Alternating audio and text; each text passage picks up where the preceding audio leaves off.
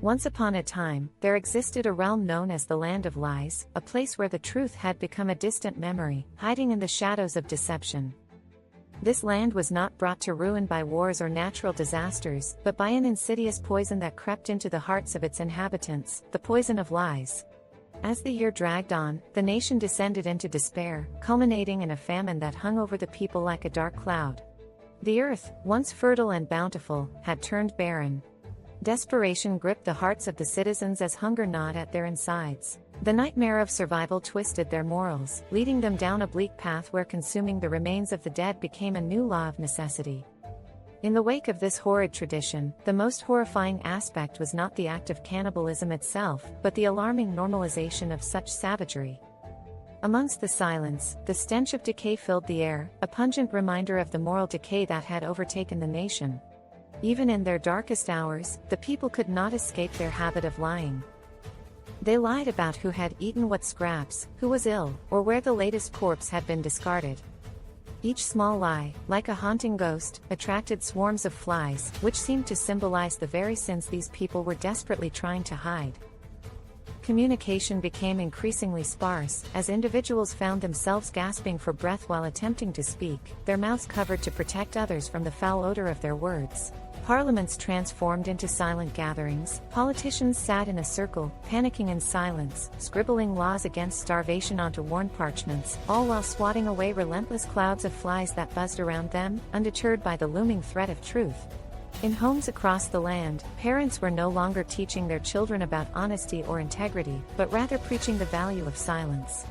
Young minds learned that it was safer to remain quiet, to whisper only the most basic truths: eat, hungry, leave. Communication, once a vibrant tapestry of language, now lay frayed and tattered, reflecting the broken spirits of its people. In the midst of this decay stood an old philosopher known as Master Alim. Once revered for his teachings on ethics and morality, he remained a beacon of truth in a world steeped in falsehood. Alim had never succumbed to lying, even during the bleakest of times. His breath bore no stench, an anomaly amidst the overpowering odor that suffocated the land. He watched in horror as he recognized a disturbing pattern. Each time a lie was uttered, the foul air thickened, and the flies gathered in greater numbers. Determined to convey his findings, he penned countless scrolls, inscribing the powerful message: "This smell is not a disease. It is a result of our dirty words. Stop the lies." With great effort, he approached a gaunt former minister at the now makeshift marketplace, which had turned into a grim butchery. "What is the use of morality, old man?" The minister croaked, his voice a mixture of desperation and disdain, soon drowned out by the gurgling sounds of decay emanating from his lips. "We have crossed that threshold long ago.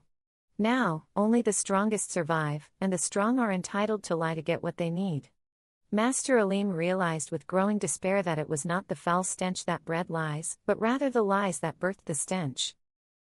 The people had so deeply intertwined falsehoods into their reality that they had become blind to the most glaring truths right in front of them. As time marched on, the population of this desolate kingdom gradually dwindled. Those who remained lived in utter silence, each person retreating into their own cocoon of fear. They interacted only when necessary, gathering whatever scraps they could find, sometimes resorting to eating the remains of flies that had fallen victim to the web of a spider. They existed not because of hostility, but out of sheer terror of the pungent secrets that others could unleash. Yet, even amidst this silence, lies continued to thrive, unspoken but festering in the hearts of the survivors. These unvoiced lies, quiet whispers echoing in the silence: "I will survive. I am better than them. I deserve this food." As dusk fell over the decrepit land, the remaining souls closed their eyes, drifting into a stillness so profound that it seemed as though time had come to a halt. They no longer spoke, they no longer attempted to utter lies with words. Instead, the air was thick with the lingering stench emanating from their very beings, a testament to the lies that had seeped into their souls.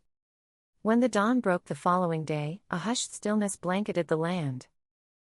Not a single person stirred, or if they did, it was only at the behest of the faintest of winds that carried the sweetly acrid scent of decay. The once bustling city lay silent, transformed into a colossal grave, the only legacy left behind being the whispers of promises unfulfilled, vows broken, and thousands of falsehoods uttered over time. The kingdom had not fallen victim to disease or hunger. No, it had perished because it had long lost touch with truth, with the bonds of honesty that should have held its people together. In the end, the Land of Lies remained a cautionary tale, a chilling reminder of how profoundly deception can corrupt, poison, and ultimately destroy a world.